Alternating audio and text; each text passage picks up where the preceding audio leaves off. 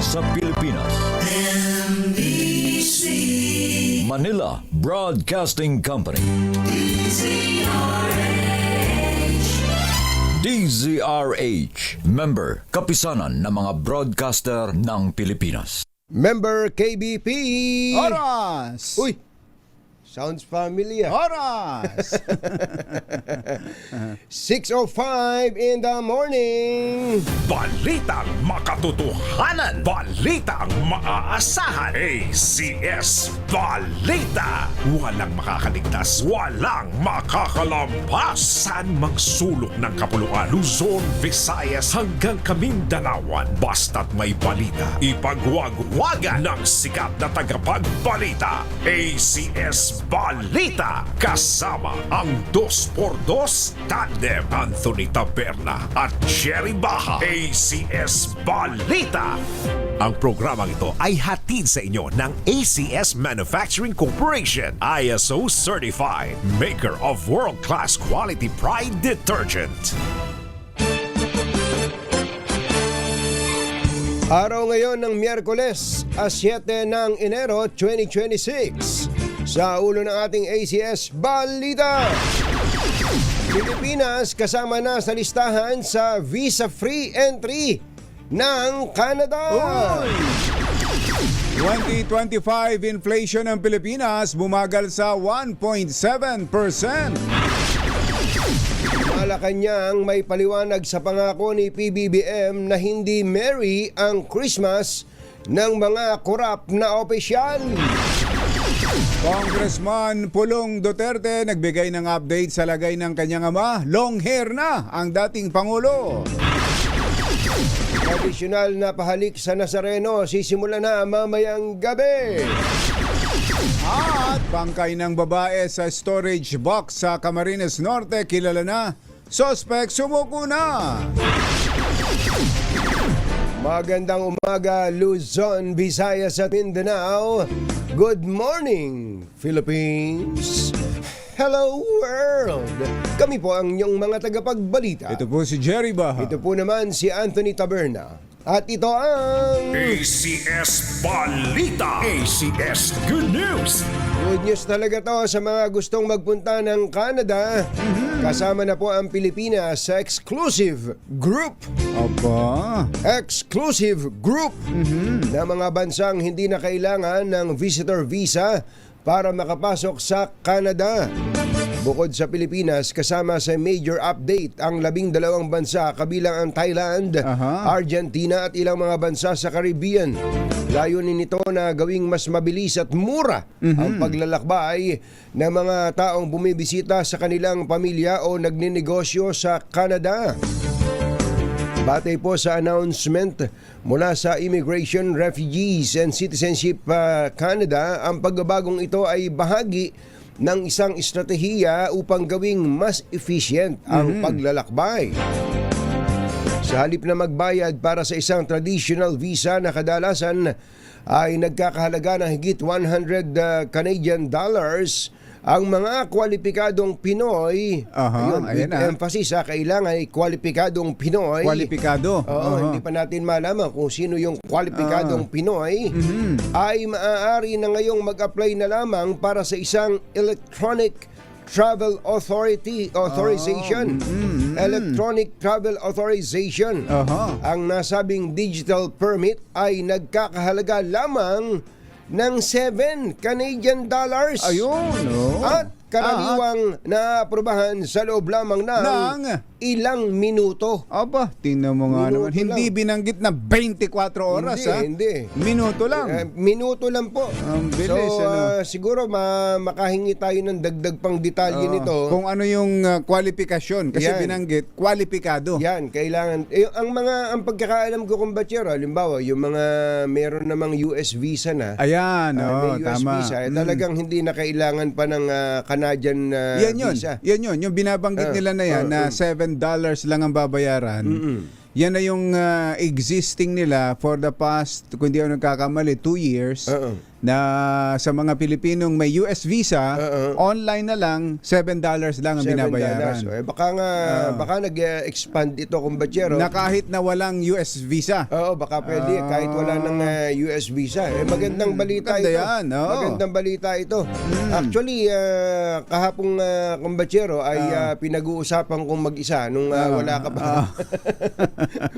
Na kailangan talaga ang tourism department natin gumawa ng mga bagong pamamaraan para maakit ang mga dayuhan na totoo magpunta yan. rito. Totoo Katulad nito, yan. baka ito isa yan, tama. Isang paraan, yung bang no visa requirement.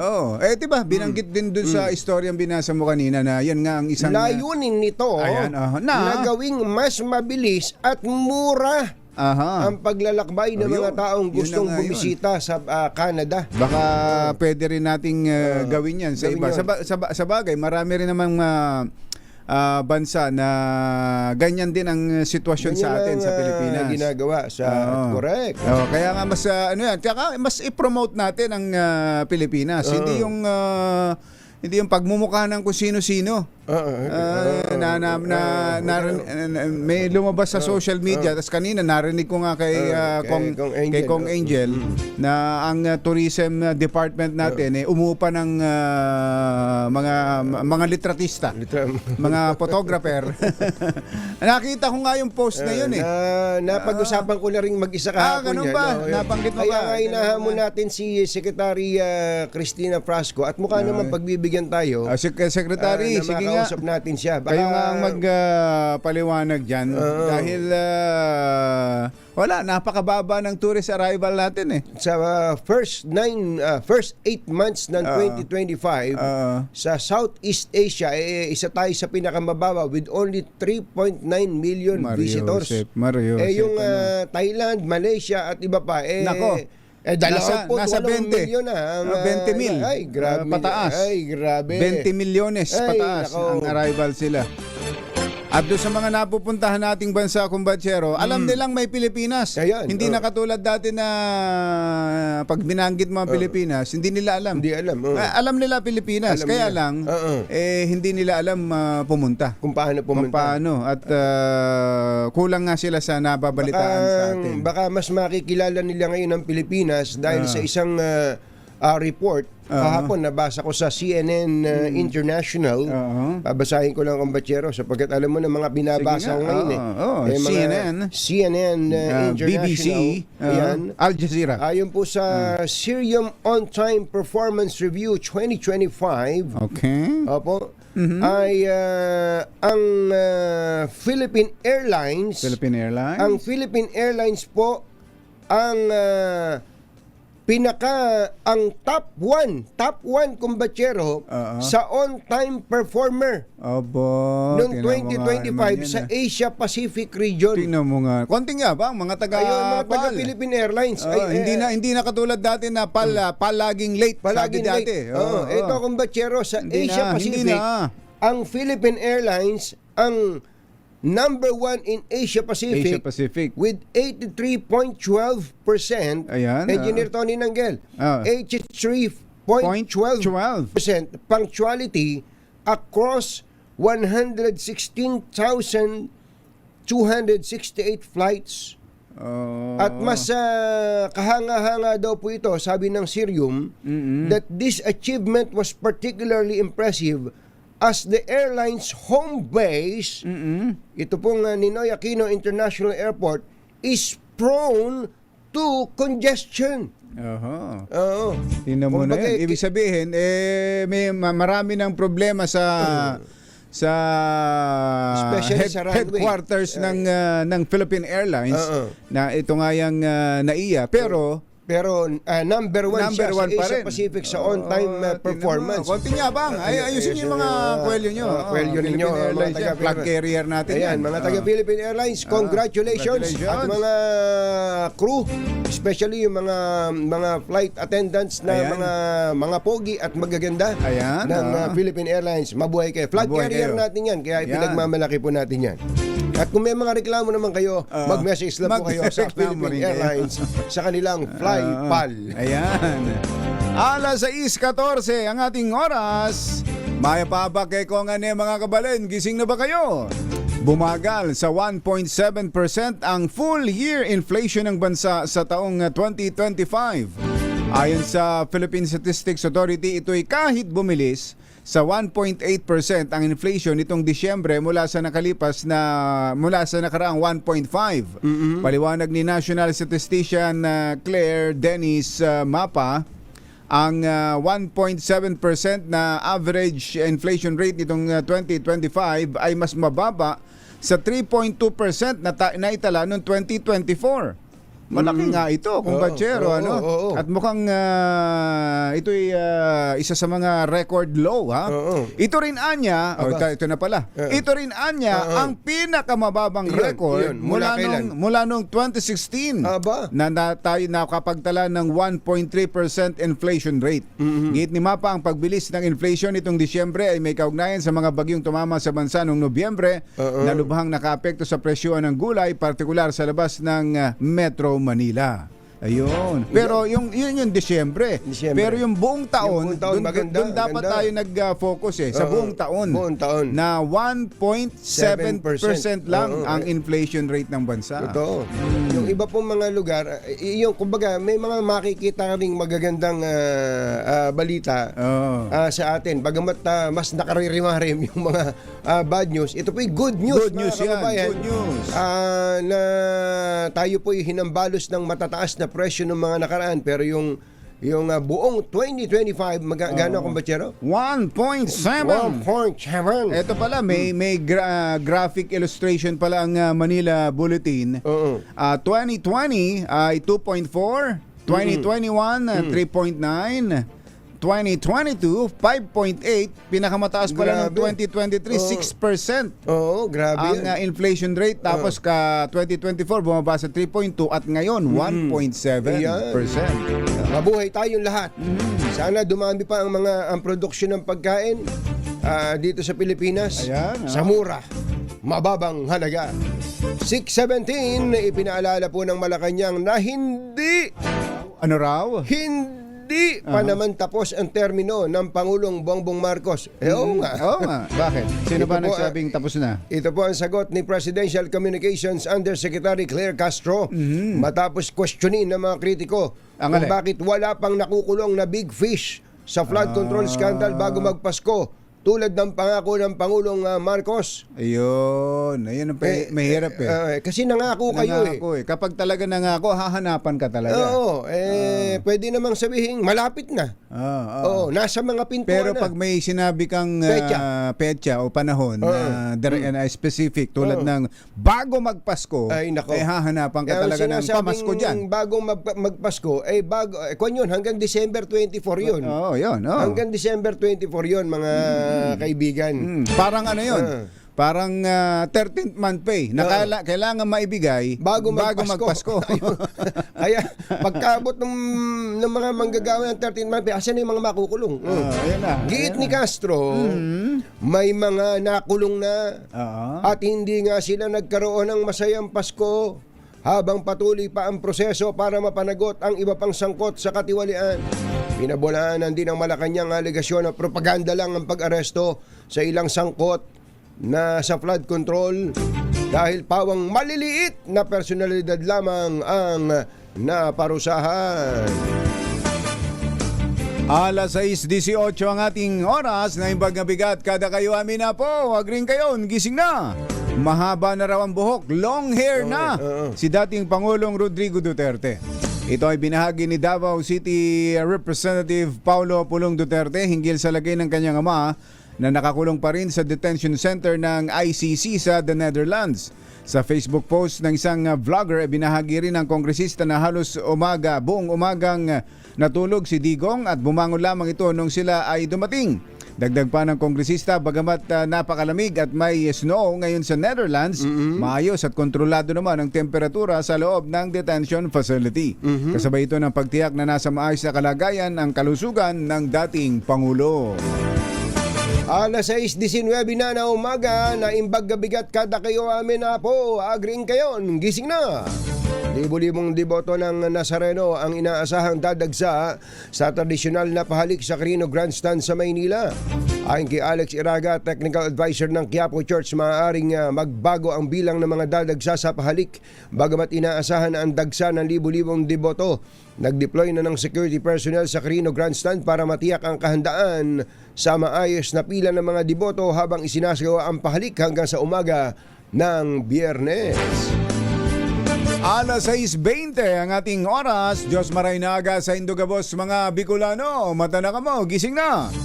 Sumuko na ang suspect sa pagpaslang sa babaeng isinilid sa storage box na natagpuan sa isang ilog sa barangay Pinagwarasan, Basud, Camarines Norte.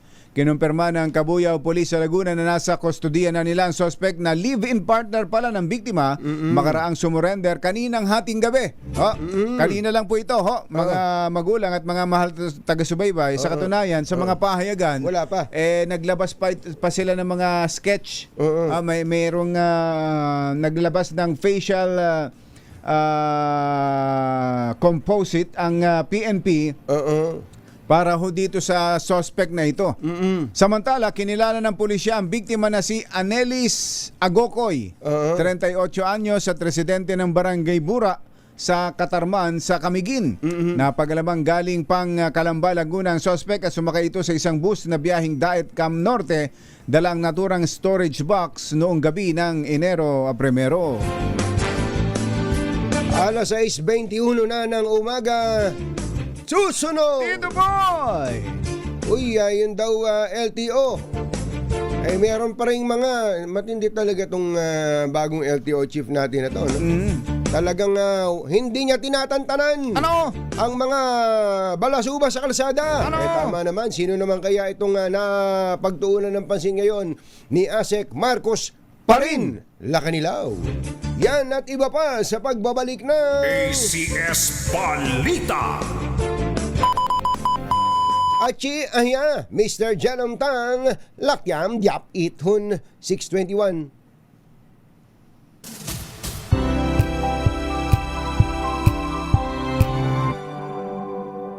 ACS Balita. Ang programang ito ay hatid sa inyo ng ACS Manufacturing Corporation, ISO Certified, maker ng world-class quality Pride detergent. Hi, hi, hi! Maganda morning! Ano bang araw today, kumbachero? Today is Laundry Day Friday. Yuhu! At pag Laundry Day Friday, all you need is Pride washing machine detergent. May triple stain away formula, katanggalang makapit, madikit, malupit na dumit mancha, kaya easy ang labada. Kaya pala mula noon hanggang ngayon, all you need is Pride. All you need is Pride. ACS. Kasama ang 2x2 Tandem Anthony Taberna at Jerry Baja. ACS Balita. 6:25, pinatawag ng LTO ang mga driver at rehistradong may-ari ng SUV at bus na sangkot sa road raid sa Cavite. Sa show cause order at subpoena na inilabas ng LTO, pinagpapaliwanag ang mga ito sa Enero 14.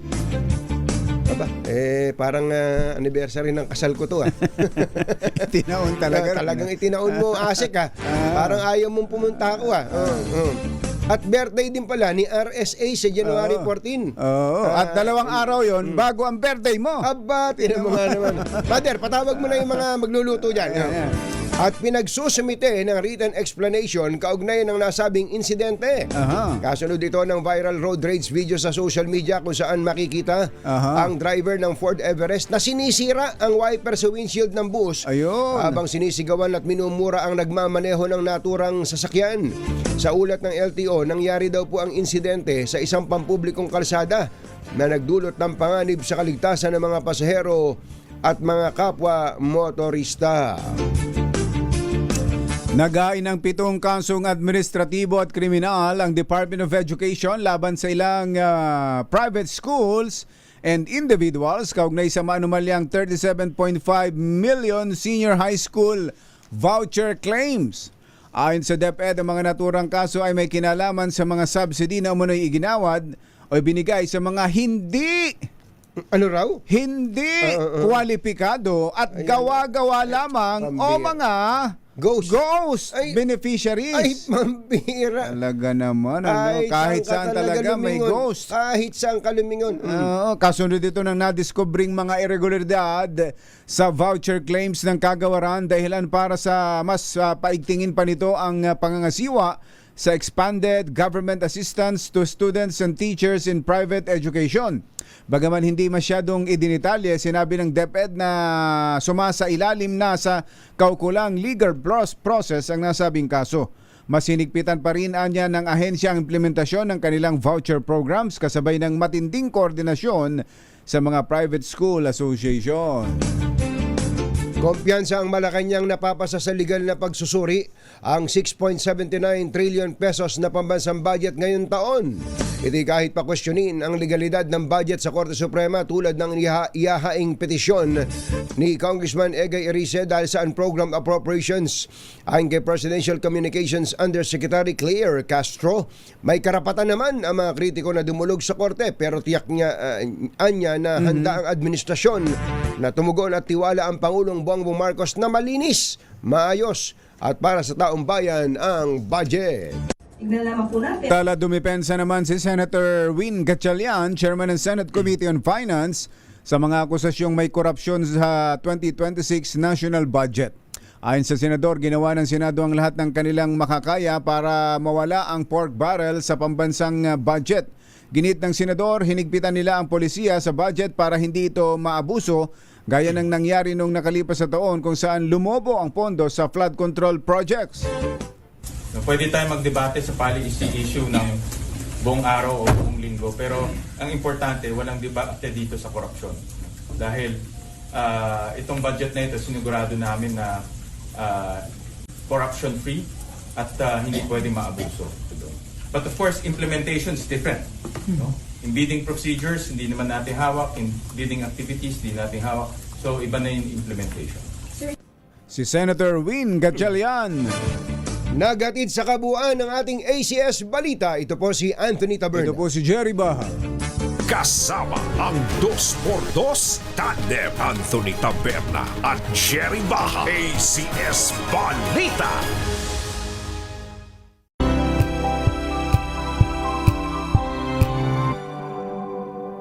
Por dos, humahataw na mga balita at impormasyon. 2x2. Ating damhin, ating lasapin ang hagupit na 2x2.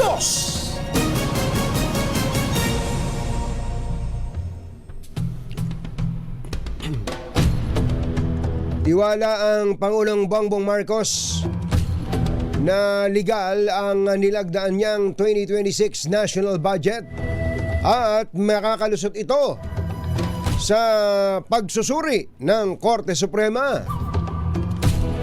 Ito Ba? ang sagot ni Palace Press Officer Claire Castro sa harap ng banta ni Caloocan Representative Egay Erice na kukwestiyonin niya ngayon Kailan daw? Ngayon, Ngayon, sa Supreme Court ang constitutionality ng 2026 General Appropriations Act dahil naglalaman ito ng mga unprogrammed appropriations. Sinabi ni Castro na kumpiyansa si PBBM na matibay ang harapin ng 2026 GAA ang anumang legal o constitutional challenge at handa ang administrasyon na tumugon sa anumang petisyon na iyaharap sa Korte Suprema.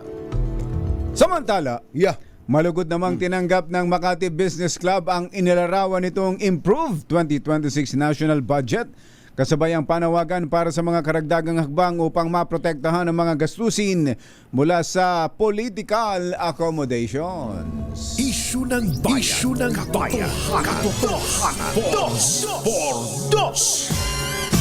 At maitim ang balak, magtago ka na. 2x2, si Jerry at si Anthony, narito na. 2x2, hahataw ng todo, urado ka. 2x2, ang katotohanan, dala nila. 2x2, walang sinasamba pali, maniwala ka. 2x2, hataw ng gusto, tol, umasa ka. 2x2, 2x2.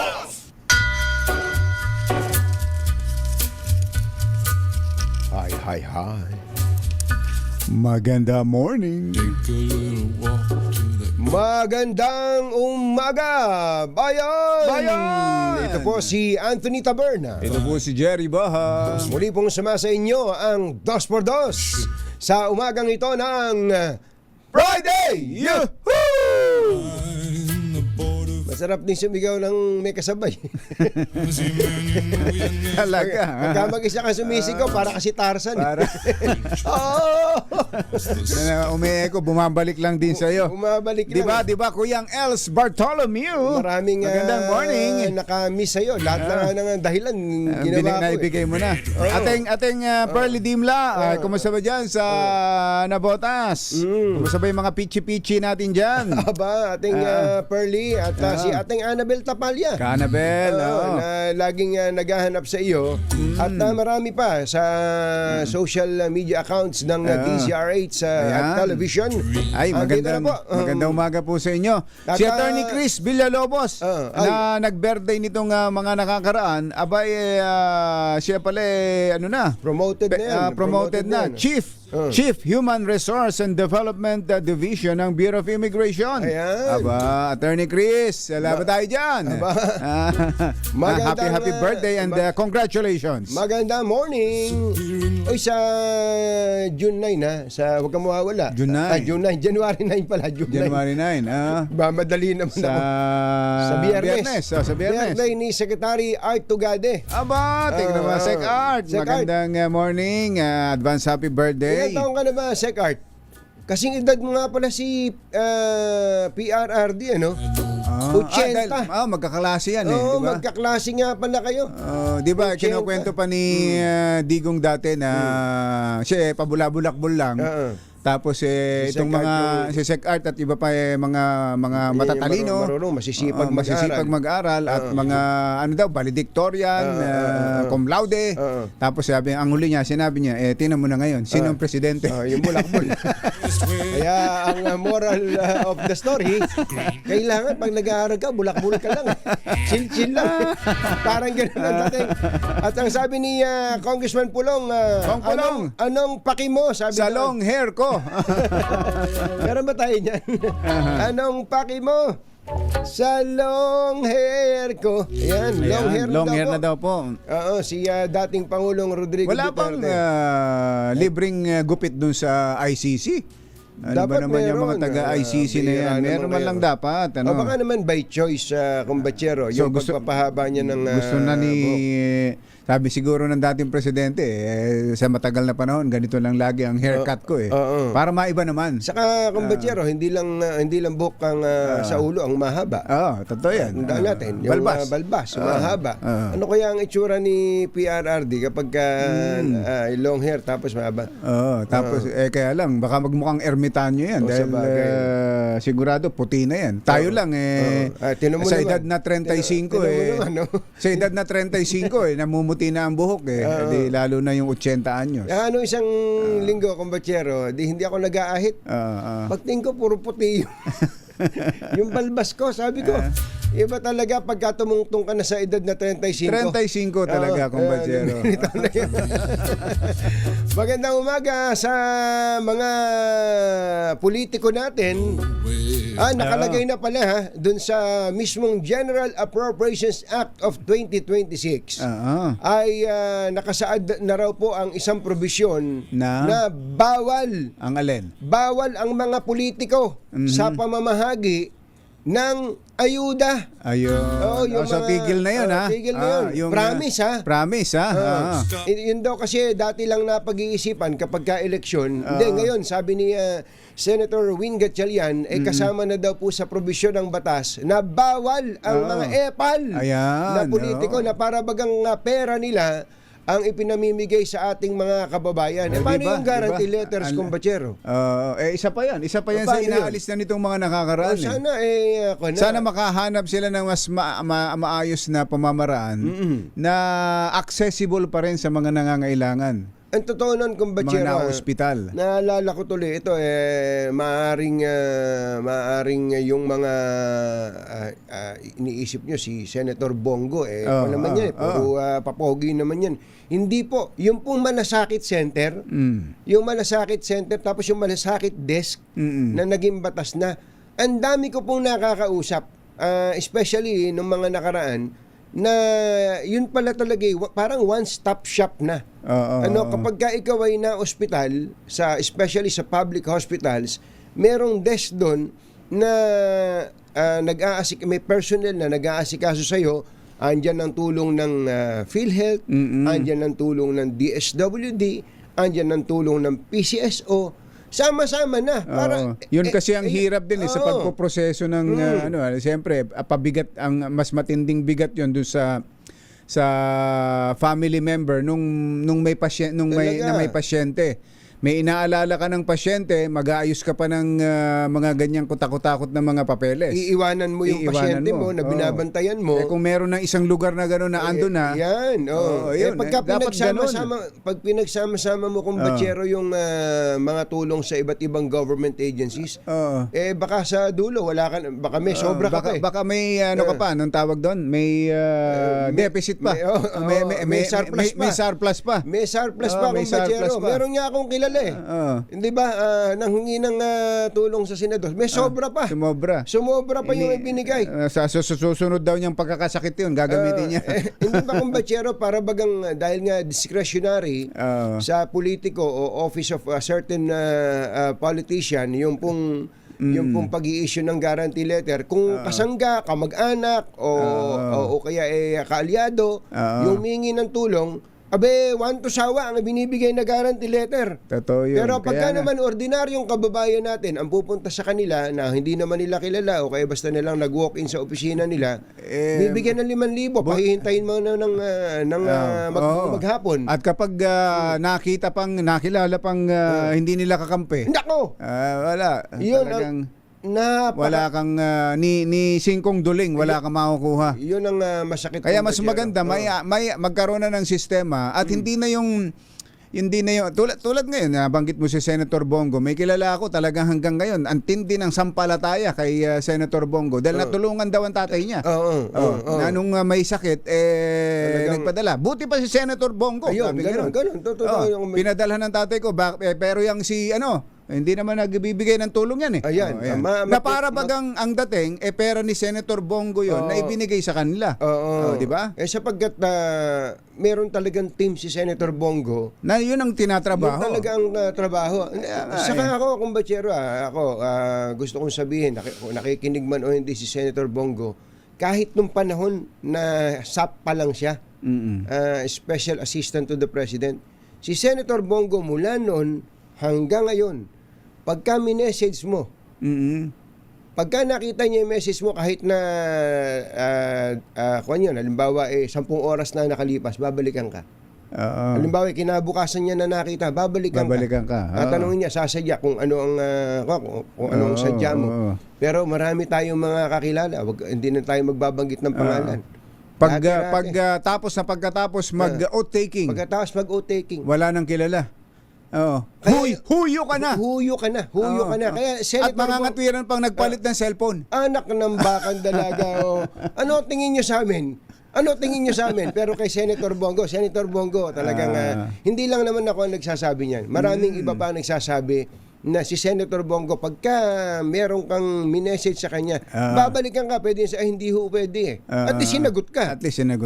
Ito, sige po, gagawan po natin ng paraan to.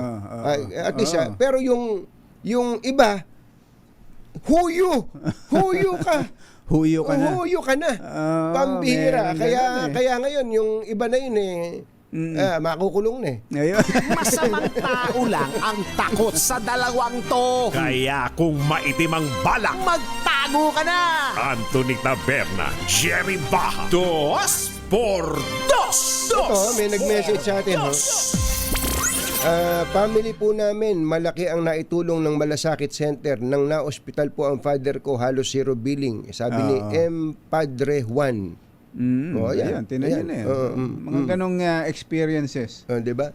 Pagka may mga narinig kang ganun, talagang sabi mo, mabuti pa nga pala yun eh. Oo. Sandali po lamang, oras po natin. Lakyam Shop Chit Hun 6:47 na umaga. Standby, makakausap natin PNP Chief General Melencio Nartates Jr. Number 1.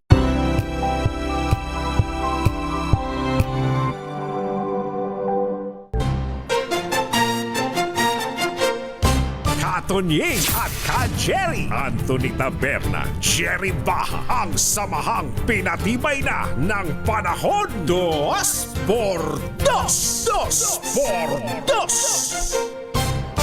Let's Marvin Gaye and get it on. Uy, Enero 7 na po, 2026. Pero tuloy ang pamimigay ng regalo ng DZRH. Tuloy-tuloy pala. Ang ating kasanggang si Sherwin Alfaro at mga katropa Nasaan ba ay ngayon? nandyan sa Barangay Malanday, sa Marikina Malanday. City. Marikina. Akala ko sa Valenzuela. May Malanday din doon sa Marikina. pala. Huwag kayong maliligaw Malanday, Marikina. Ayan, lakasan nyo na po ang inyong mga radyo at pagka po kayo ay narinig ni Sherwin na nakikinig sa DZRH ay maaari po kayong suswertihin na kayo. Takot na premyo at takot na premyo kasi kaya ako sinabing maaari baka makatsyempo pa sila ng isa pang dagdag na pa premyo. Ito yon. Ready na ba kayong tandaan ang ating word of the day para manalo ka ng DZRH mini component? Eto na! Ang ating word of the day today ay inflation. Yan po ang inflation. Para po manalo kayo ng mini component ay yan po ang ating word of the day. Abalahin natin ang ating acting PNP Chief, Lieutenant General Jose Melencio Nartates Jr. Chief, magandang morning. Magandang morning, Chief. At saka si Ka Jerry. Magandang umaga po, Katunying at Ka-Jerry at sa ating tagapakinig. Magandang umaga sa atin lahat. Chief, bakit pa meron pang lieutenant itong general nyo at bakit may acting pa yung PNP chief na to? Kami ba nagkakamali? Totoo po yun. Wala pa po tayong promotion order for star. So, Wala. Ganun pa man, tayo po ay tinalaga na chief ng Philippine National Police. At kulang lang po ng rango pero na-designate po tayo na chief at acting po siya ngayon. Opo. Pero may nagsabi sa akin na within the week ay ikakabit na raw po mismo ng Pangulo sa inyong balikat ang pang-apat ninyong estrella. Yung ba nasabi na rin po sa inyo? Wala pa po akong informasyon dyan. Pero ang iniisip ko na lang po, simula nung August 26, nung ako na italaga, napakarami nating kababayan na 100 million plus na umaasa sa serbisyo ng Philippine National Police. At nandiyan pa po ang Philippine National Police na 230,000 po kami para i-manage. Dami na pala, no? Yan po ang aking focus. Oo, alam naman ho ng marami sa atin na kaya talaga hindi pa maibigay yung pang-apat na estrella dahil mayroon pang may hawak noon si General Nick Torre. Pero di ba General na siya ngayon, General Manager. General GM na ng MMDA. Ano ho bang status diyan sa PNP? Formally, officially retired na po ba si General Torre? So far wala pa po kaming meron po kaming appointment order niya as general manager. Nakakuha po tayo sa NMDA. Pero yung kanyang out of office ay wala pa po, inihintay po na natin. At of course na kay General Torre na po ang pagpapasya kung siya po ay mag-optional retirement. Hihintay po natin yung mga dokumento. Pagka po may hawak ng isang civilian position at nasumpaan naman niya yun, does he have to tender an optional retirement? Hindi ba matik yun, Chief? Sa case po ng ating General Torre, ay kakaiba. Unlike pagka may election po, di ba? Pagka ikaw ay mag-file ng candidacy mo, Yes. you resign. Pero ito po, hindi po natin mapagpasyahan kung ano po ang kanyang, kung saan po siya, ano ang status niya po. So, ala na po ang National Police Commission para mag-decide kung ano po yun. So wala May hong proseso naman po. wala pong pagbabawal sa pulis na humawak ng isang appointive position na hiwalay sa kanyang organization? Pagka na-appoint po siya, of course, may dual po yun, dual pay. Hindi mo po pwede sa batas ng pagkakaalam ko. Yung double compensation, kailangan pong double maalis siya sa compensation. isang designation at permanent siya sa isang designation. Opo. Yun, klaro. Pero si General Torre naman siguro, para kumbaga sa relationship, wag nang maging it's complicated. Baka pwedeng mag-give way na. Total, tinanggap na niya. Tinanggap naman na niya po siya. At mukha naman magiging efficient siya bilang MMDA General Manager. Okay, sir, isang bagay lang, yung po bang pinapalaganap ngayon ng grupo, specifically ni former General Romeo Pocis, na sinisingle out po sila, na siya daw po nagayag lang ng kanyang damdamin laban sa katiwalian, siya pa hinuli ng pulis, imbis na yung mga involved mismo sa katiwalian. Ano po bang official response nyo doon? Ang Philippine National Police ay dalawa lang po ang trabaho ng Philippine National Police. Ang police po ay nagpapatrolya at nag-iimbestiga. Dalawa lang po, reactive and proactive. And in the course of patrolling to deny the occurrence of crime, and of course in the course of investigation, nakaka-aresto po tayo ng mga tao na lumabag sa batas or we are implementing the law. So, saan po siya pasok doon? Doon po siya after the conduct of investigation. Yung police po ay nag-iimbestiga to implement law, revised penal code, Republic Act. And so, nasunod naman po ang proseso. Nag-imbestiga ang police. Ito po ay inusig sa husgado. At ito po ay pagkatapos usigin, na-resolve ho ito. At ito po ay idinulog ng husgado sa korte at finding probable cause. Ayan po, na-issuehan po siya ng warrant of arrest. So, wala pong sinisingle out doon. Nasa proseso po yun. So kahit na sino pa, basta subject ng arrest warrant na inilabas ng husgado, huhulihin ng pulis. Tama po yan. He is a subject of warrant of arrest. Meron siyang visa ng warrant of arrest. Kaya hinuli po sa mga PNP personnel, particularly po ng QCPD, at nandiyan po ang nag-spearhead ang Criminal Investigation Detection Group. Meron pa po bang iba na hinahunting kayo na ganito, similarly situated? Lahat po ng ating may warrant of arrest ay of course i-implement ng atin. Sa katunayan, libo po yung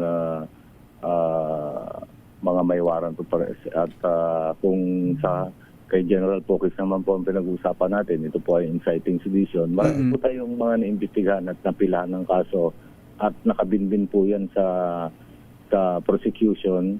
And at the same time, meron din po mga may issuean siguro ng warrant of arrest. Opo. Okay.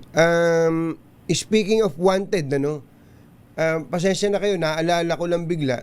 Si dating Bucor Chief General Bantag po ba, ano na po ba ang sitwasyon niya? Dito pa ho ba siya sa Pilipinas? At hinahanap pa ho ba siya ng mga autoridad natin sa PNP?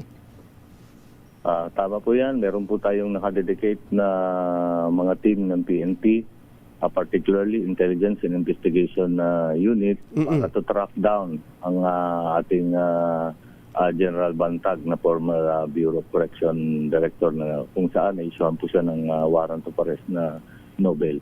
At kasalukuyan, nagtatago po siya. Hinahanap po natin. Hindi naman po habang buhay ay magtatago ang isang tao.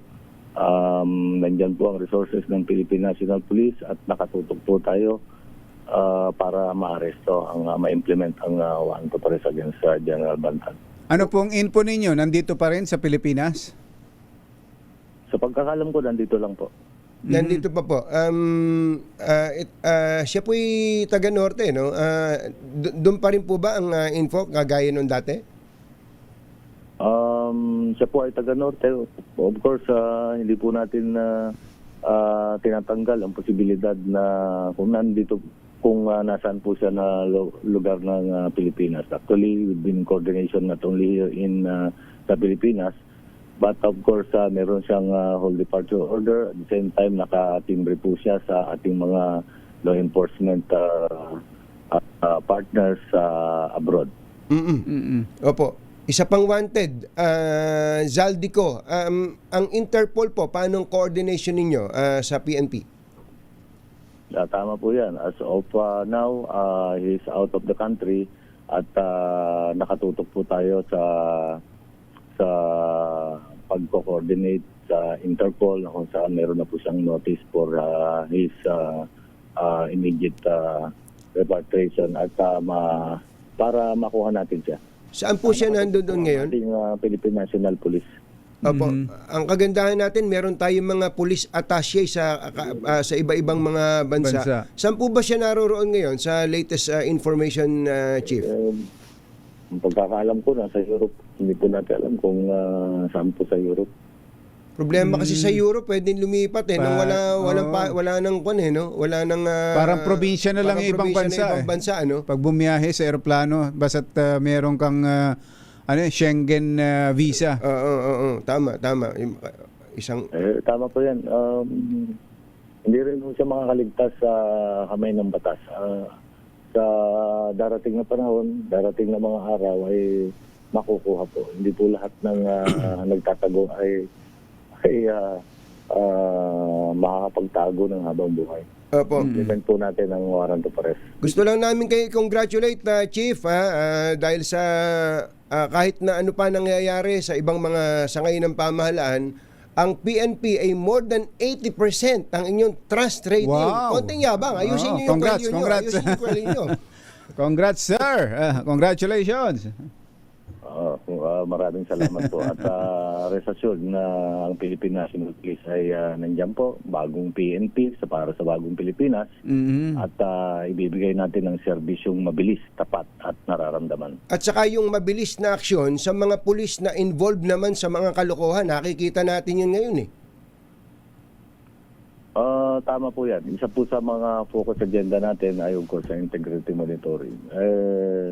It's very unfair for the 95% na gumagawa ng mabuti for their moral and welfare kasi itong gumagawa ng kalokohan ng mga pulis natin, mga 5%. Ilan lang? Hindi aabot na 5%. It's very unfair for the 95% pagka hindi natin naparusahan o naimbestigahan at naparusahan ng itong 5% na gumagawa ng kalokohan na sumisira sa hanay ng Philippine National Police. At marami pong gustong magpulis. Katunayan, ngayong taon, hindi po bababa ng 8,000 ang ating na-recruit at nag-take out na po sila at kasalukuyan nag-training po sila. Marami pang gusto maging 8,000. 8,000 noong 2025. 8,000 noong 2025. At ilan po yung opening nyo ngayon for 2026? For 2026, aabot po ng mga 11,000 more or less. Aba, hindi na muna. Ang taas na ng sweldo ng pulis. Kaya talagang ang pulis kapag maganda ang training, maganda ang umpisa, maganda ang foundation, ika nga, mahirapan mo ng tuksihin yan. Maliban na lang yung iba talaga habang nagkakaroon ng maraming pera, nadadagdagan ng asawa. Tama po yan. Tama po yan sa pagbigay sa programa ng ating Pangulong Marcos.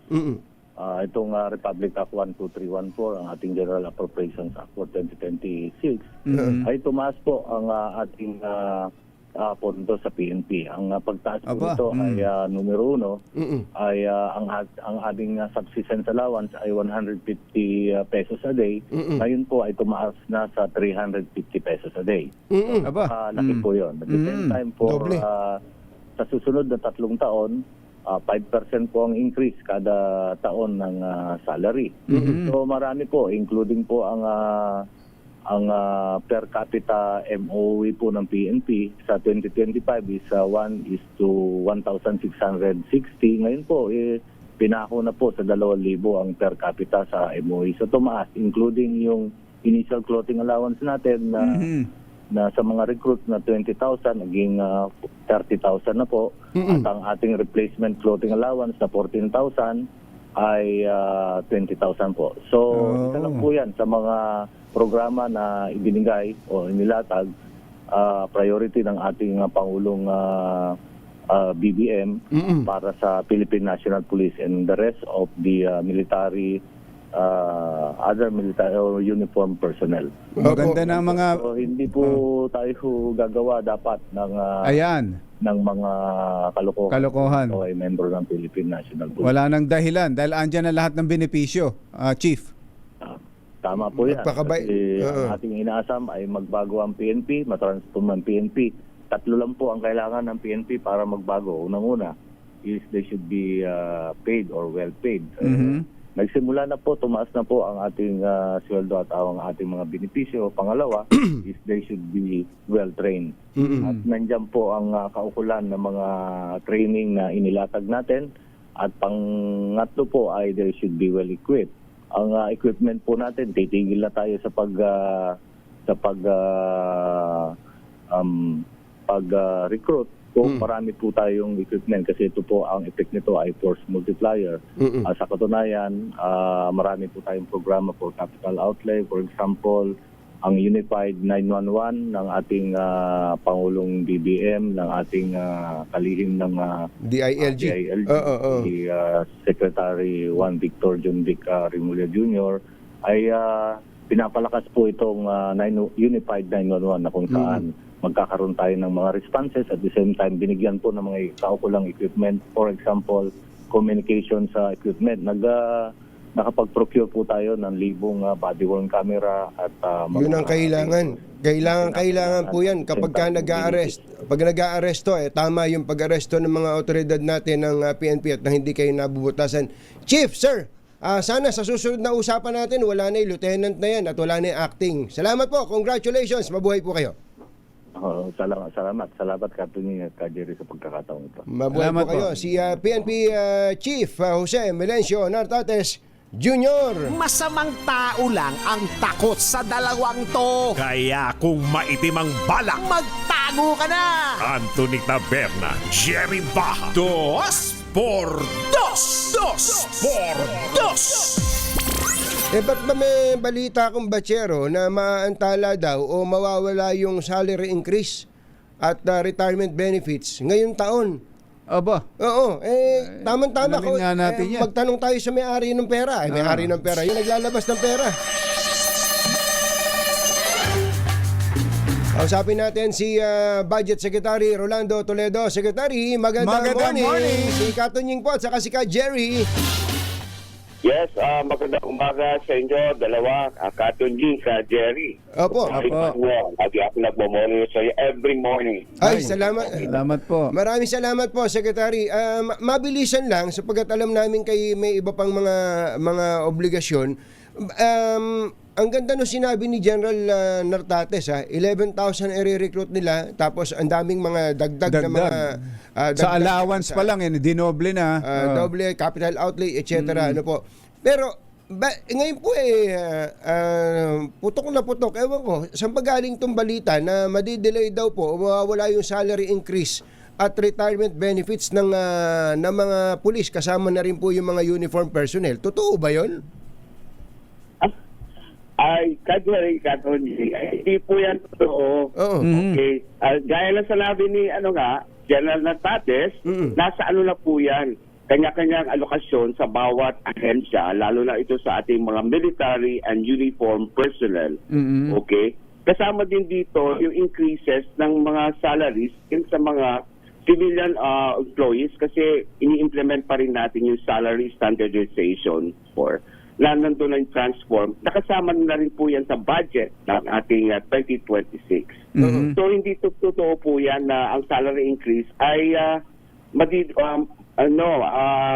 hindi mabibigyan o maaantala at maapektuhan. So, mali po yung balitang po yan. Fake news. Fake news ho yun. Fake news. Opo. Pambirang pati sa... kasi ang dating doon ng kumbatsero, inalis doon sa pinaka ibabaw, nung pala, isinama na sa pondo ng bawat agency. Tama ba intindi namin, Secretary? Yun, tama po yung intindi nyo, Jerry. Katonjing.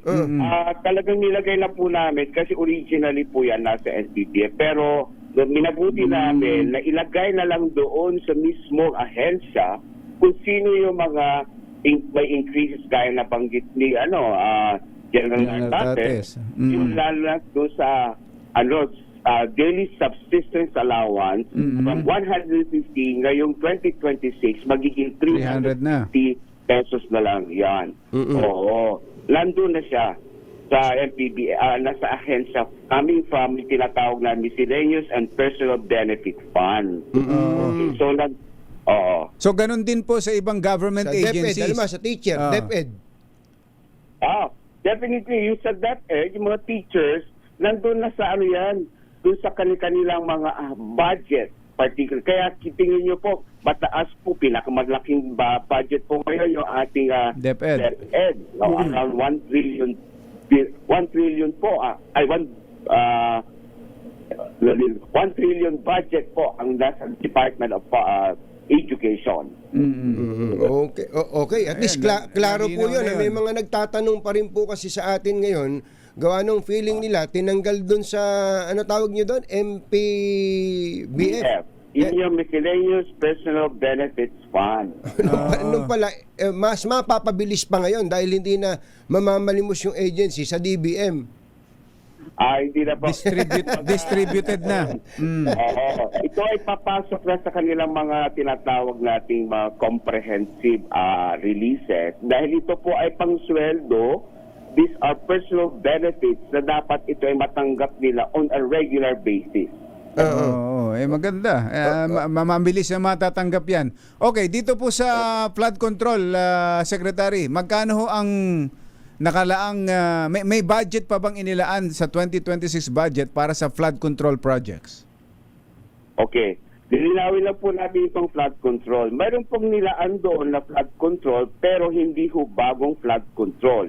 Ito ay mga ongoing programs natin for flood control, lalo na po sa ating mga foreign assisted projects. Okay. So, yun po, just to make it clear, wala pong bagong flood control projects sa 2026. Ang pondo po ay para lang tapusin ang makasalukuyang proyekto. Ang nakalagay dito, just to let you know, it's 4.7 billion lang po at para lang o sa ongoing foreign assisted project. Magkano? 4.7 billion lang ang flood control? 4.7 billion. 4.7 billion. So yung pong mga ongoing flood control projects na ang pondo ay ginugugulan nanggagaling pa sa 2025 budget, tuloy pa yon.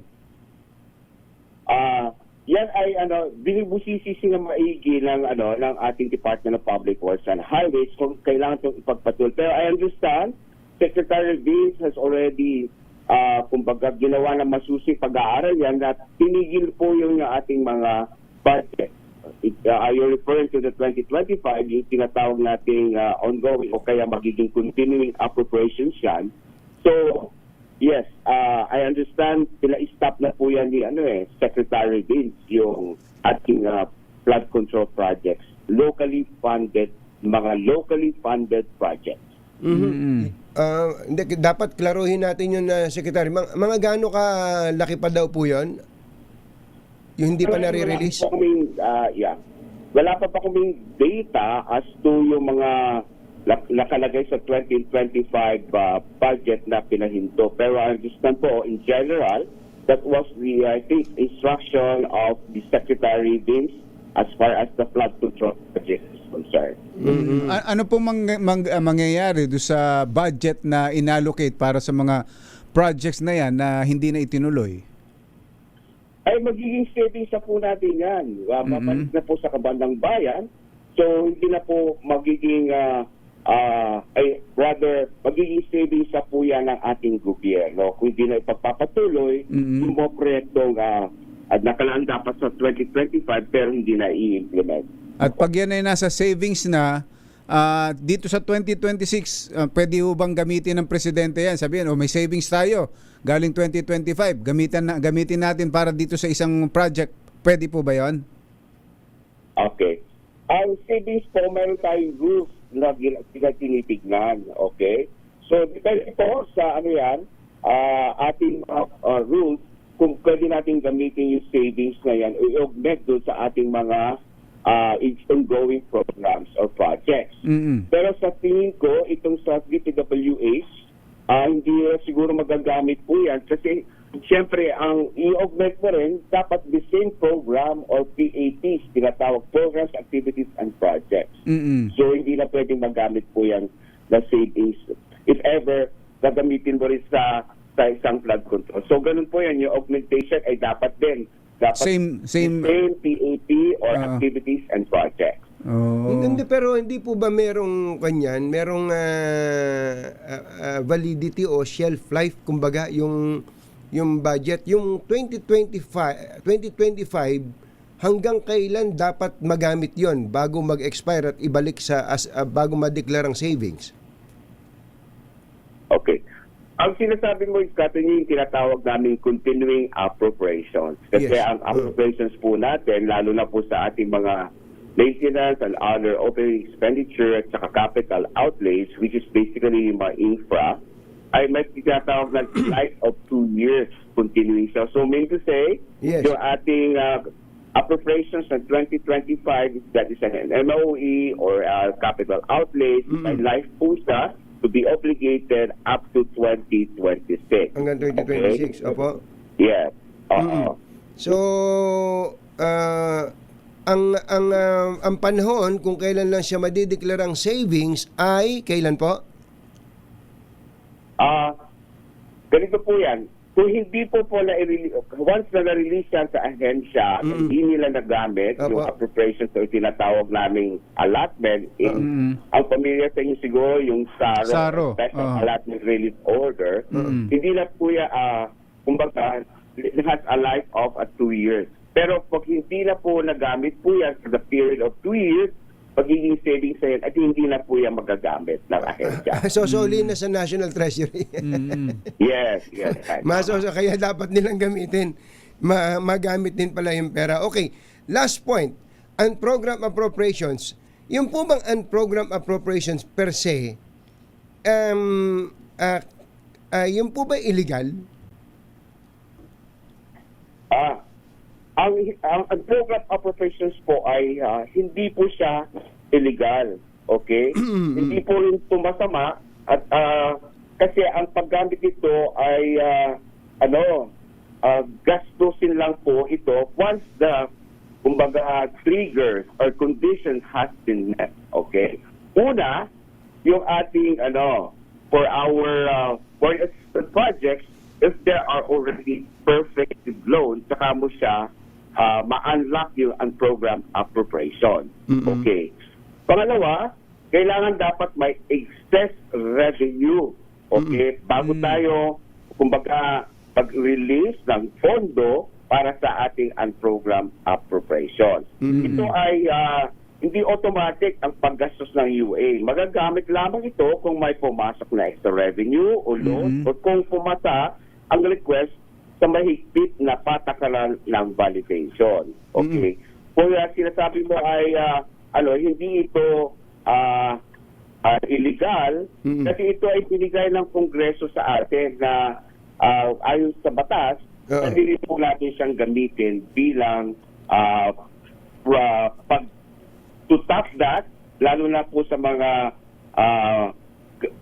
mga project na urgent at saka kailangan nating implement. And of course, kailangan natin yung mga kondisyon na yan masunod or magkaroon ng excess revenue para ito ay ma-unlock natin ang program. So hindi po ito pwedeng mapondohan kung walang excess revenue. Yes. Tama ka doon. Opo. Halimbawa, hindi ba naririnig natin lagi, Secretary, na hindi umabot sa target ang BIR, hindi umabot sa target ang Bureau of Customs. Ibig sabihin, walang excess revenue. Oh yes, siyempre po, kasi magdidepende po tayo dyan. Yan po ay pagbibigay po ng certification ng Bureau of the Treasury. Yan po yun. Para magkaroon ng excess revenue po, kailangan po namin ng certification from the Bureau of the Treasury at talagang may excess revenue na nakolekta ng ating gobyerno. Makikita na po yan, ang excess revenue po, may programa po for the year at ito ay tatapatan po ng ating actual receipt of revenue. Saka doon lang tayo magkakaroon ng certification kung mayroong excess nga na revenue coming from the Bureau of the Treasury. May binito daw ho ang Pangulo. So magkano ho natira sa unprogrammed? Okay. Para sa fiscal year 2026, binaba po ang unprogrammed appropriations sa 150.9 billion. Ito ang pinakamababa mula noong 2019 bilang bahagi, of course, ng mas mahigpit at mas maingat na pamamahala sa pera ng bayan po. So basically po, that is from 243 billion, ngayon ay 150.9 billion. Ito ay lumaba ng 92.5 billion pesos from the enrolled bill dito hanggang dito sa napirmahang na GAA. Okay, linawin ko lang po na ang UA or ang program appropriation, okay, sinabi rin ng Pangulo ay hindi blank check, hindi pork barrel at hindi political fund. Ito ay isang safety net at hindi shortcut ito. Okay? So, ayun, at least klaro po yun. Pero patawarin nyo ako dun sa hindi ko kasi masyado maintindihan. So halimbawa po, sinabi po ng Customs at ng BIR na hindi po sila umabot sa target revenue na itinakda po ng DBCC sa taon na to, for example. So walang unprogrammed appropriations na mapopondohan. Tama ka, Jerry. Kasi sabi ko sa inyo, we need a certification coming from the Bureau of the Treasury sa DOF, okay, na dapat ito ay ma-excess. Ang excess revenue ay ma-determine natin from the program versus the actual. Ayun. So ang aabangan natin ngayon, kumbachero, yung koleksyon ng BIR saka ng Customs. Kasi nung parang lumilitaw po ba, Secretary, na nung mga nakaraan taon, sobra-sobra ang koleksyon natin kaya tayo ay nakapagpapapondo ng unprogrammed appropriations? Okay. May mga certification na issue po ang ating BTR coming from, of course, tama ka, may certification po. So, mayroon tayo pong na-issue from the unprogrammed appropriations. Kasi iba-iba po yung sources po rin natin dyan. Okay? Other than the BIR, at saka BOC, mayroon din po coming from the Bureau of the Treasury, yung mga kinukulek nilang tinatawag na non-tax revenue. Ayun. So may mga nakukulekta rin may po tayo. May iba pa.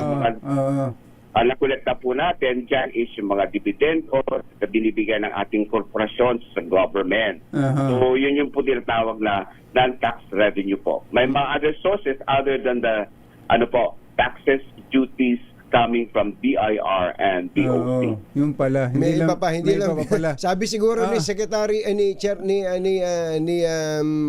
Customs Commissioner Ariel Nepomuceno at ni BIR Commissioner Charlie Mendoza, ba't naman puro kami meron pa palang iba. Meron pa pala ibang sources. Pero yan yung bang unprogrammed kapag gagamitin na yung isang particular na item, hindi nakalagay doon kung ang pondo ay galing sa BOC o sa Para hindi sa BIR. Hindi na, wala nang ganon, Wala nang ganon, Secretary. Hindi po. Basta tinitignan lang po yung programa versus the actual collection. Pag sinabi So, ng po yung Bureau, certification po. pag sinabi ng Bureau of the Treasury na may pera tayo dito, may sobra tayo dito, pwede nang i-trigger yung paggamit sa paggasta dun sa unprogram appropriations. Last na lang, bakit hindi isinama sa batas yung pong anti-EPAL sa mga guarantee letters? O bakit hindi isinama dun sa batas yung bawal na rin mag-issue ng guarantee letters sa mga politiko, sa mga health assistants, medical assistants? Okay, linawin ko lang yan, Eric Atonyi, wala pong kapangyarihan ho ang Pangulo na mag-edit o magdagdag ng bagong provision ng General Appropriations Act patapos ito po ay ipasahan ng Kongreso. At sa puntong iyon, dalawa na lang po ang opsyon ng Pangulo, tanggapin ang provision ng buo o kaya i-veto ng buo o kaya burahin ito ng tuluyan o kaya po yung line item pito. So, ganun po yung mangyayari. Sa kaso ito, pinili ng Pangulo na tanggapin ang provision kung ano ang ipinasa ng Kongreso. Sa halip na i-veto, ito ay mawalan ng buo ang provision na maaring makatulong sa pagpapabuti ng serbisyo ng gobyerno. Ngayon pa man, hindi ibig sabihin nito ay pinapayagan ng patronage politics. Okay? May umiiral pa rin mga batas, patakaran at audit rules na nagbabawal sa political interference sa paggamit na at pamamahagi ng pondo at may pananagutan ang sino mang lalapag nito. Sa madaling salita, hindi na pwedeng baguhin ng Pangulo ang laman ng provision, ngunit mahigpit na rin pinatutupad ang mga umiiral na safeguard laban sa abuso sa pamumulitika. Actually, to be specific about that, by the way, i-announce ko na rin sa inyo na ang ating GAA po ay naka-upload na sa website ng DBM. Sa inyo na po ang mga details. I just want to cite sa inyong dalawa yung Section 19 na prohibition of political involvement in the distribution of cash and other forms of financial assistance. Klaro po yun. Sa ayuda, nasa provision na ng batas yan. Yes, pero yung GL po, yung mga guarantee yung letters. Opo. Paano ho yun? Nasanay ang mga kababayan natin na lumalapit sa senador o kongresista para sa gastos nila sa ospital. Okay. Actually po, ang guarantee letter ay binibigay po yan ng ating mga ahensya, lalo sa DSWD, and I think also from the DepEd, lalo na po sa AIX at sa MAIX natin. Okay. Ang alam ko po dyan ay may gagawin pong guidelines ang bawat ahensya sa pag-release po nitong pondong ito as far as MAIX at saka yung AIX. Okay? Nakausap ko po yung isang official po ng DSWD na ito po ay lalabas na rin mabilisan na ito yung guidelines nila. Pero ang sa akin po, hindi naman po yung masama yung guarantee letter kasi even us, ordinary people, can make a request or can make a referral dun sa ating mga ahensya. Tama at po. ito ay aaksyonan po ng ating mga DSWD at DOH para dito maka-avail po sila dito. Tama po kayo doon, Secretary. Hindi po masama yun. Ang nagiging masama lang yung parang ang dating pera nung politiko, yung perang ipinampondo doon sa guarantee letter. So paano po ang mangyayari? Yun ay naka-distributed na rin sa mga government agencies o kaya kung sa ospital ay nasa ospital na and then first come first serve na lang sa mga pasyenteng lalapit at maihihingi ng tulong sa gastos? Ang alam ko po yan, Jerry, naka-allocate po yan sa bawat hospital. Lalo na po ngayon, may naka-provision po doon sa ating maitit. Now, there is a 1 billion there that should be allocated for the local government local government units hospitals. So talagang may allocation na po yan. At alam ko po rin sa ating mga specialty hospitals ay meron na rin naka-allocate dyan ang ating Department of Health para sa bawat hospital. Naintindihan kita kung Bachero nagiging una, akala ng tao ang may-ari ng pera si congressman o senador. Pangalawa, yung pong discretion na secretary, yung amount that is indicated doon po sa guarantee letter, kapag kakasangga mas malaki, kapag hindi kasangga o kaya kalaban pa wala o kaya halos wala. Sana mawala na po yun, secretary.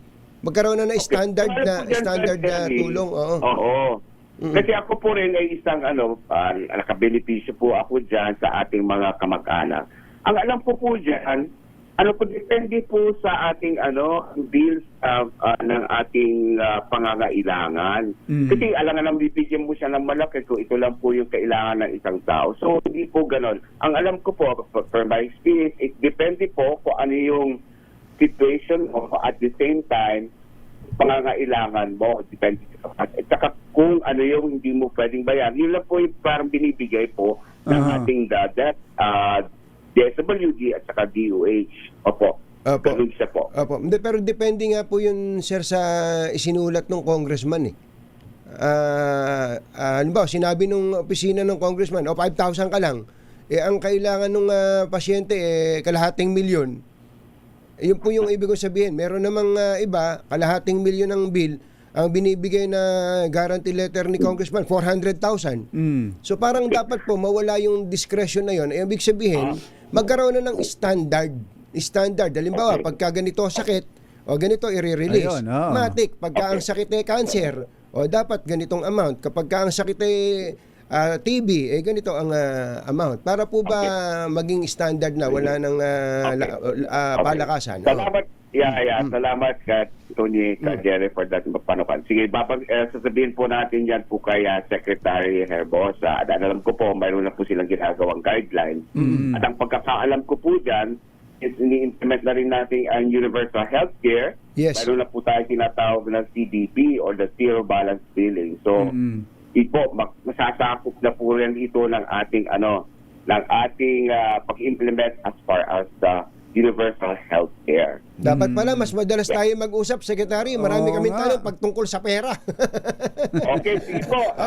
Sa ulitin po, Secretary. Secretary Rolando Toledo, maraming salamat po at good luck. Congratulations din pala sa inyo and good luck po sa inyo, Secretary. Okay, maraming salamat sa inyo, Katunyika, Jerry. At magandang umaga po. Magandang umaga rin kay Undersecretary, ang pinakamaganda raw na USEC na si Undersecretary Gades Hope Libiran. Tinan mo nga naman. Ayan naman ang Yusek kagandahan Gades. kay Yusek Gades. Pagka seryoso kang kausap, dibdiban ng usapan dyan. Talaga. Katonying at Ka-Jerry. Anthony Taberna, Jerry Baha, ang samahang pinatibay na ng panahon. 2x2.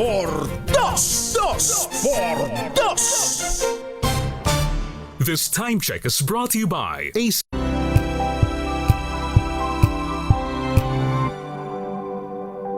National Budget.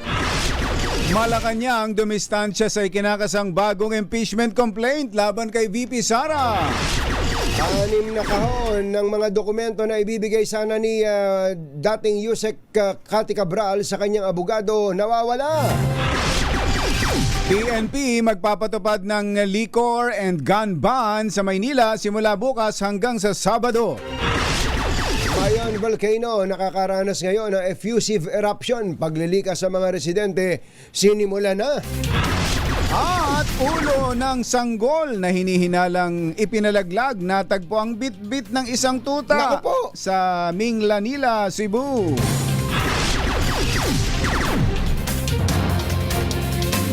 Samantala, bago ang iba pa nating mga balita, mamigay na tayo ng kwarta. Tumutok sa DZRH at manalo ng instant 1,000 pesos sa Pasko Panalo Malacash Promo kasama ang Pride Detergent.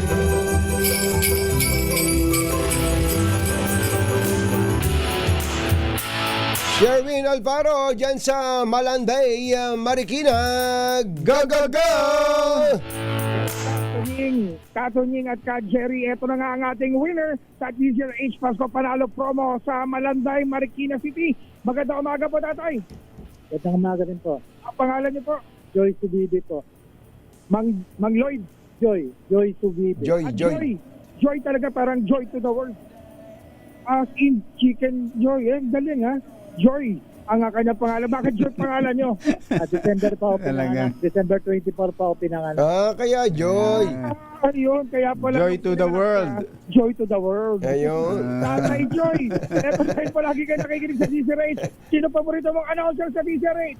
Katunying po, tsaka si Ka Jerry. Yun. Katunying at ka Jerry. Eto, meron ka agad 1,000 pesos. Sherwin. Thank you po. May tanong lang tayo kay Kuya Joy. Kuya Joy, magkano ba ang ice tubig ngayon dyan sa inyo?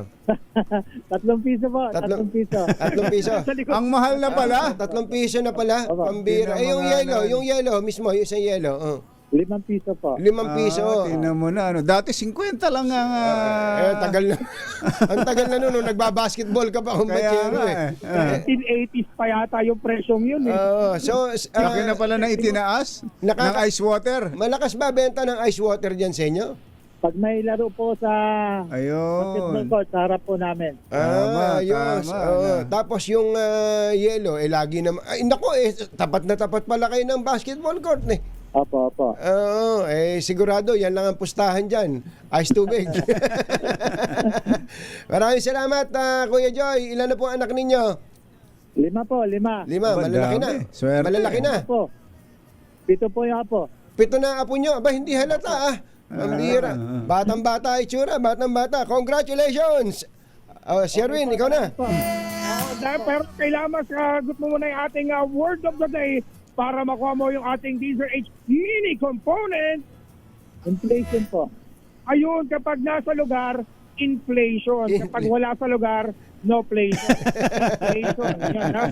So, inflation ang ating word of the day. Eto, meron kang DZRH mini component. Yun. DZRH tik-tik-tik umaapaw na grocery basket. At hindi lang yan, meron ka pang pinakamalaki, pinakamabango, pinakamapula at Pride with Fabric Conditioner, Korean Strawberry Bloom Detergent Powder with Stain Away Formula. 2 kilo yan. Marami kang malalaman, Tatay Joy. Maraming salamat po sa DCRH at saka sa staff po. Kay Ka Jerry at kay Katunying po. Maraming salamat, Kuya Joy. Thank you. Thank you po. Maraming salamat. At sa mga nais manalo ng 1,000 pesos sa akin tumutok sa DZRH, baka kayo na ang susunod nating winner sa DZRH Pasko Panalo promo. Kasama pa rin ang Pride Detergent. RH number 6, Sherwin Batal Faro DZRH. Una sa Pilipinas, una sa Pilipino. Anthony Taberna at Jerry Baha. DZRH. Pangunahing balita. Nagulantang ang mga residente sa Minglanilla, Cebu nang matagpuan ang ulo na isang bagong silang na sanggol na pinaniniwalaang ipinalaglag. Ayon sa pulisya, unang nakita ng mga residente ang isang tuta. Natangay ang ulo ng sanggol. Sus Mariano ka ito. Inakala ng mga residente na ulo ito na isang manika hanggang sa iwan ng tuta sa tabi ng kalsada nang may bumusina na sasakyan kaya nagtatakbo ito palayo. Lumakas ang hinala ng mga investigador na ang sanggol ay sadyang ipinalaglag ng kanyang ina dahil hindi kalayuan kung saan natagpuan ang ulo ay ang mga damit na duguan na maaaring ginamit sa pagbalot sa baby. Naabutan din sa lugar ang isang aso ng ina ng tuta na duguan ang bibig kaya pinaniniwala ang nilapan nito ang katawan ng sanggol. Mariano Kaindo. Naalala ko pala bigla, Mother, Elaine, Yuel, pinapanood ko sa Netflix yung pelikulang Sunshine. Napanood mo ba? Ano ba, pinopromote ba natin ang abortion dito sa Pilipinas? Nagulat ako dun eh. Ganon ang tema. Nagulat talaga ako, kumbachero. Sunshine. Si Sunshine. Ay, nako. Ikaw na, kumbachero. Nawawala pa rin ang 6 na box ng mga dokumento ng DPWH na ipinakita ng yumaong si Yusek Catalina Cabral sa kanyang abogado bago ito nagpatiwakal. Ayon kay Attorney May Divina Gracia, Legal Counsel ni Cabral, naglalaman ng 6 na kahon ng listahan ng mga proyekto na handwritten, typed notes, mga internal presentations at iba't ibang request. Sinabi ni Divina Gracia na ilan sa mga dokumento ay may kaugnayan sa paghahanda ng panukalang budget ng DPWH mula 2023 hanggang 2025. Dagdag pa ng abogado, bago namatay si Cabral ay inayos niya ito at nakatakdasa ng ibigay sa kanya, ngunit maging ang pamilya Cabral ay hindi alam kung saan napunta ang naturang mga dokumento. Ay. Baka kailangan yun ng magpalit ng bubong ng bahay, ha? Buti na lang may bubong na maasahan. Gawa sa state-of-the-art technology. May aluminum na. May pintura pa. Now available na rin sa pre-painted tiles pan. Para sa eleganteng bubong na matibay na makulay pa, mag-Cherry Loom pre-painted ka na! Oy, Ninong Dong Tolentino, kumusta ba ang buhay retirado? Aba, Ninong Dong. Niyayanig ngayon ang Cherry Auto Philippines ang 7-seater hybrid SUV market sa paglabas ng all-new Tigo REV Luxury Edition. Starting at just 1,528,000 pesos, hatid ng all-new Cherry Tigo REV Luxury Edition ng high-tech na features. Pogi at moderno ang itsura at syempre sulit na sulit sa laga. Ito ang tunay na game changer sa segment na ito. Meron itong 1.5 liter na turbo engine at pinagmamalaking Cherry Super Hybrid System. At alam nyo ba kung gaano kalayo ang matatakbo pagka nag-full tank ka tapos may EV ka pa? Gano? 1,400 kilometers lang naman. Hanggang saan ba yun? Pwede kang makarating hanggang sa Mayon Volcano kahit nag-aalburuto pa ito. Tingnan mo nga naman. At syempre marami rin itong safety features tulad ng 14 Advanced Driver Assistance System kasama ang adaptive cruise control at 540 degrees camera. Kaya Roel Saldico, handa ka na ba? Roel Saldico, handa ka na bang mag-upgrade? Subukan na ang Cherry Tigo REV Luxury Edition. Billy, take it away! This time check is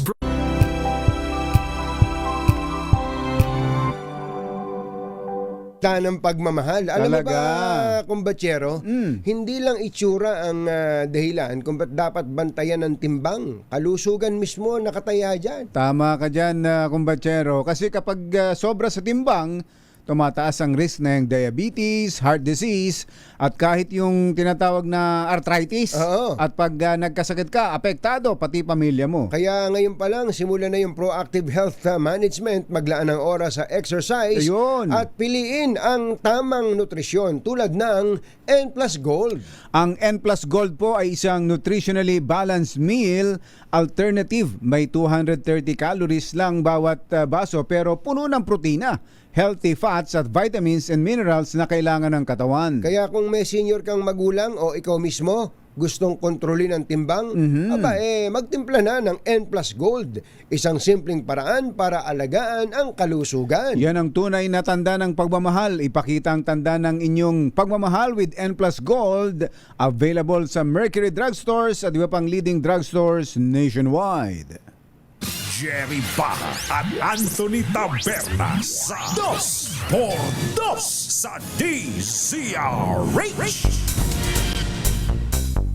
Ay, puntahan lang natin na kumbatsero si Boy Gonzales sa paligid ng Quiapo Church dahil pansamantala daw tinanggal ang mga vendor sa paligid ng Quiapo Church bilang paghahanda sa Traslasyon 2026. 29 Boy Gonzales, Kamin Boy!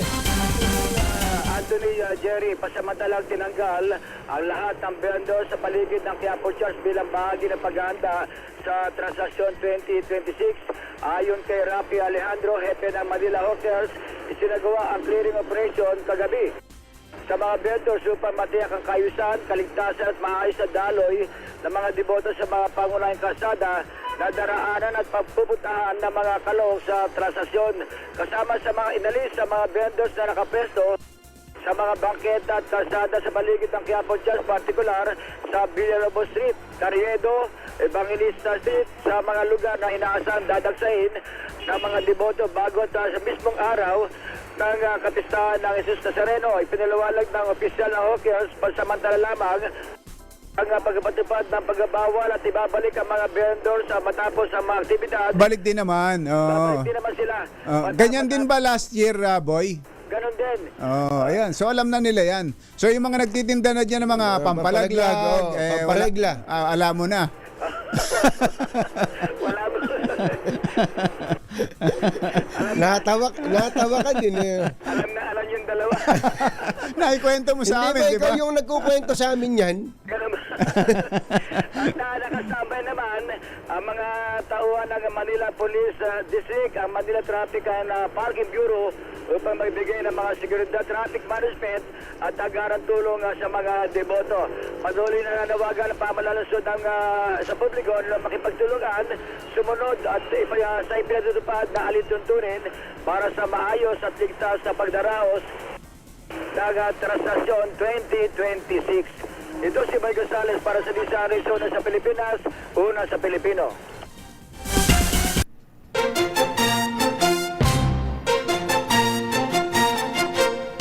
Katonying at Ka-Jerry. Anthony Taberna, Jerry Baha, ang samahang pinatibay na ng panahon. 2 por 2.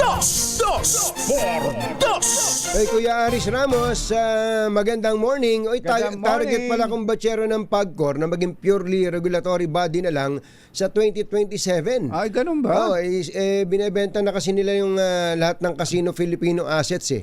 Sabi kasi ni Chairman Altenco, hinihintay na lang nila yung resulta ng komprehensibong pagsisiyasat ng Governance Commission for GOCCs at oras na ma-aprobahan daw ay isusumite na yung panukala sa tanggapan ng Pangulong BBM para sa paglalabas ng EO o pag-amyenda sa umiiral na direktiba. Nasa 30 to 50 billion ang inaasahang malilikom sa pagbebenta ng mga Casino Filipino branches nationwide. Ay, Professor Alex Barros from Vancouver, Canada. Vancouver, Canada. Aba, marami ng Pilipino makakarating dyan ngayon dahil sa visa-free. Visa-free. Sana makuha natin detalye nun, Mother. Oo nga, Mother. Kung sino lang yung qualified. Yung para sa e-visa. Oo, yung e-visa sa Canada. Oo. Baka bukas, baka pwede natin.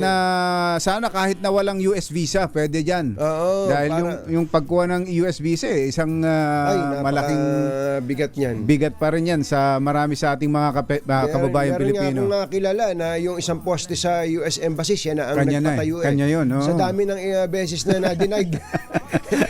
Kaya tinan nyo, ang gaganda ng poste dyan sa US Embassy. Poste dyan, dahil sa marami dyan na hindi mo matanong sa US Embassy, ba't ba na-deny? Lahat naman ang kailangan mo. Basta. Masyado matangos yung ilong mo. Basta't nakasama ka na doon sa kota. O labas ka doon sa kota. Parang ganun, ano? Kasoji Jimenez, magandang morning. Sabi ni ating Susan Yulo Ramos ng Bacolod, mukhang well-rested si Ka-Jerry. At blooming ka daw. Blooming, kumbatsero. Thank you. Kulang pa sa tulog yan. Kulang pa. Si Jerry daw looks fresh and blooming. Yun. Welcome back, kumbatsero. Thank you, Kuyang Jerry Haspio. At kay Kuya Jerry A. Jerry Asuncion. At kay Lisa Chua. Ayan, kay Elizabeth ko. Magandang morning. Oy, may Kaselo Lagmay. Ayan, Lakay Daya Makalma, sabi ng bubuit mo na sumasideline sa amin, hindi daw siyam ang re-revamp, isa o dalawa lang ang marirevamp na cabinet member. Sino kaya yung isa o dalawa na cabinet member na matatamaan ng Damocles sword anytime soon? Bye! Happy weekend! Woohoo! Damdaming bayan! Susunod na! Jack say, oh yeah, life goes on. Number 1. Champion.